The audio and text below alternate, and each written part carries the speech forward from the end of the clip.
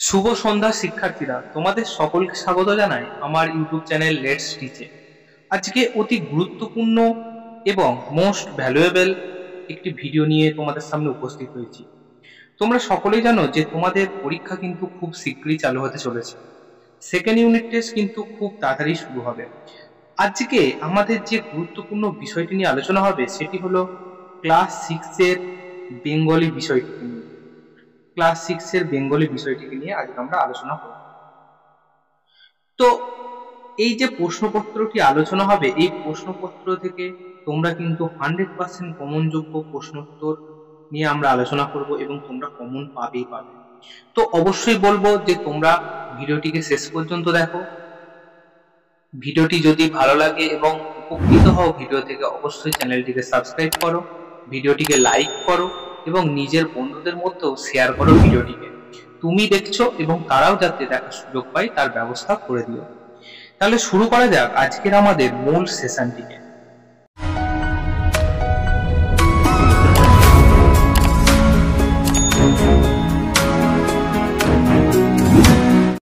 তো তোমাদের আমি প্রথমে একটি নম্বর বিভাজন দেখিয়ে দিই। তো তোমাদের পরীক্ষাটা কি? পরীক্ষাটা হচ্ছে দ্বিতীয় ইউনিট টেস্ট, তোমরা সকলেই জানো। আজকে আমরা যেটা আলোচনা করব সেটি বেঙ্গলি বিষয়। কত নম্বরের পরীক্ষাটি হবে? নম্বরের পরীক্ষাটি হবে আপনার 25 নম্বরের এবং সময় কত মিনিট? সময় 50 মিনিটের কিন্তু পরীক্ষা হতে চলেছে। তো আজকের আমাদের প্রথমে দেখো কি দিয়ে আছে, সঠিক উত্তরটিকে নির্বাচন করতে দেওয়া আছে। তো সঠিক উত্তরটিতে নির্বাচনের প্রথম একের দাগেরটা কি বলা হচ্ছে দেখো। একটা বলা হচ্ছে পাখায় পাখায় আলোক লুকায় ছাড়িয়ে পুবের মাঠ। তো এখানে কোন পাখি লুকায়? কাকের, বকের না শালিকের? তাহলে কি হবে বলো? সঠিক উত্তরটি হবে শালিকের। ঠিক আছে, চলো পরের প্রশ্ন দেখি। বলা হচ্ছে পিমড়ে কবিতায় কবির নাম কি? পিমড়ে কবিতায় কবির নাম অমিয় চক্রবর্তী, শিবরাম চক্রবর্তী নাকি নীরেন্দ্রনাথ চক্রবর্তী?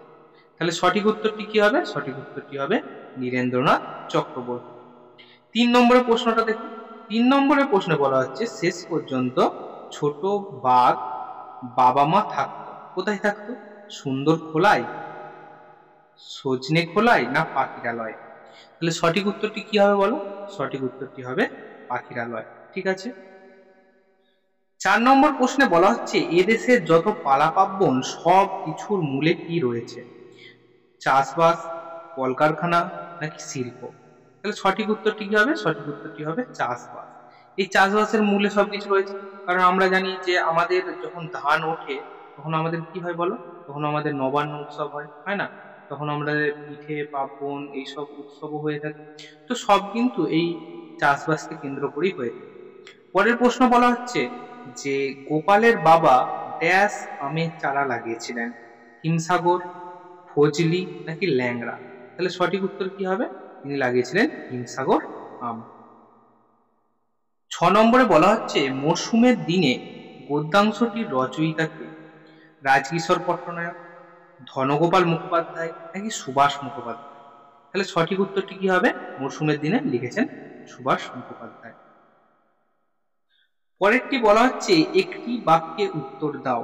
কয়েকটা কি আছে বলছে, ঝুমুর কবিতার কবির নাম কি? ঝুমুর কবিতার কবির নাম হলো আমাদের শ্রদ্ধেয় সুকান্ত ভট্টাচার্য। ঠিক আছে। আবারও বলছি এই প্রত্যেকটা প্রশ্ন কিন্তু 100% কমন যোগ্য কিন্তু প্রশ্নোত্তর। এই প্রশ্নগুলো বিগত বছরের পর্ষদ থেকে নেওয়া প্রশ্ন। তাই বলবো যে এই প্রশ্নগুলো যদি তোমরা করো অবশ্যই কিন্তু তোমাদের কিন্তু বেস্ট একটা রেজাল্ট আসবে।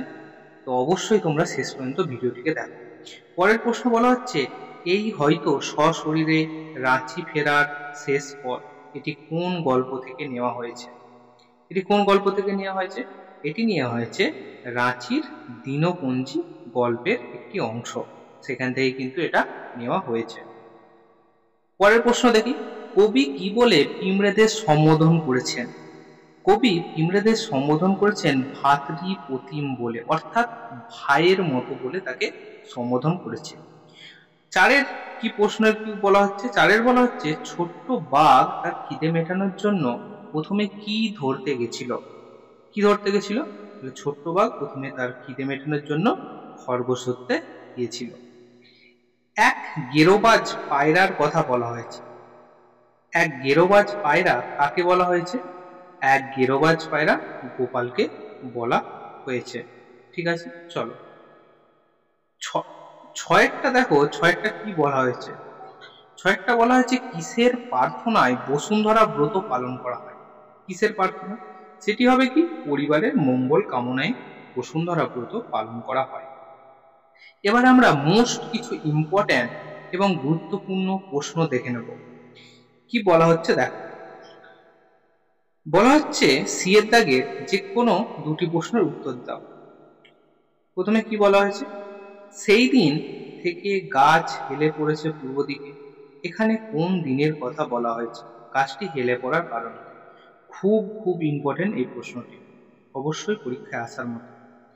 সেই দিন থেকে গাছটি হেলে পড়েছে পূর্ব দিকে, এখানে ঝড়ের দিনের কথাই বলা হয়েছে। তাহলে প্রথম প্রশ্নের উত্তর পেয়ে গেলাম, এখানে কোন দিনের কথা বলা হচ্ছে? এখানে ঝড়ের দিনের কথা বলা হচ্ছে। গাছটি হেলে পড়ার কারণ কি? কেন হেলে গেছিল? কারণ ঝড়ে বাতাস পূর্ব দিকে বয়ে যাওয়ায় গাছটি সেই দিকেই হেলে গেছিল। তাহলে আমরা উত্তর পেয়ে গেলাম গুরুত্বপূর্ণ প্রশ্নটি।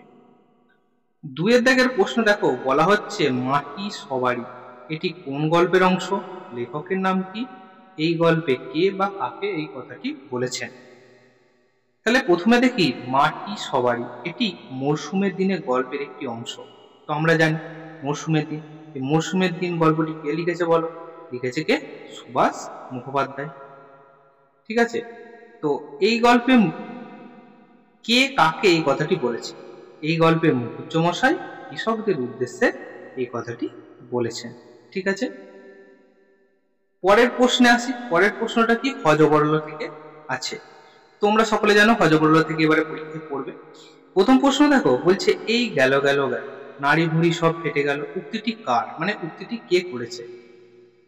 এই গেল গেল গেল, নাড়ি ভুড়ি সব ফেটে গেল উক্তিটি করেছে হযবরলর কে? হযবরলর কে? এটা করেছে হিজি বীজ বীজ। এটা করেছে হিজি বীজ বীজ, হিজি বীজ বীজ এটা করেছে। ঠিক আছে, চলো পরের প্রশ্ন দেখো, দুয়ের দাগে বলছে হযবরল গল্পে বিস্কুট কার নাম? হযবরল গল্পে বিস্কুট হলো একটি বেড়ালের নাম। ঠিক আছে, তিনেরটা দেখো, কে গলা ফুলিয়ে বলেছিল বাদুর গোপাল হাজির? ঠিক আছে, কে গলা ফুলিয়ে বলেছিল বাদুর গোপাল হাজির? কে বলেছিল? যে বলেছিল সেটা হলো কি সেই ব্যাংকটি। ঠিক আছে, সেই ব্যাংকটি অর্থাৎ যে কোলা ব্যাংকটি, সেই কোলা ব্যাংকটি বলেছিল, অর্থাৎ সেই ছোট ছানাটি এখানে বলেছিল যে বাদুর গোপাল হাজির। ঠিক আছে, এখন আমরা হযবরল থেকে 3 নম্বরের কিছু প্রশ্নোত্তর নিয়ে আলোচনা করব। প্রথমে 1 নম্বরে কি বলছে? এখনো হিসেবটা হয়ে উঠলো না, কে কাকে হিসাব করতে দিয়েছিল? কতদিন পার হয়ে গেল হিসাবটা শেষ হয়নি? এখনো হিসেবটা হয়ে উঠলো না, কে বলেছিল?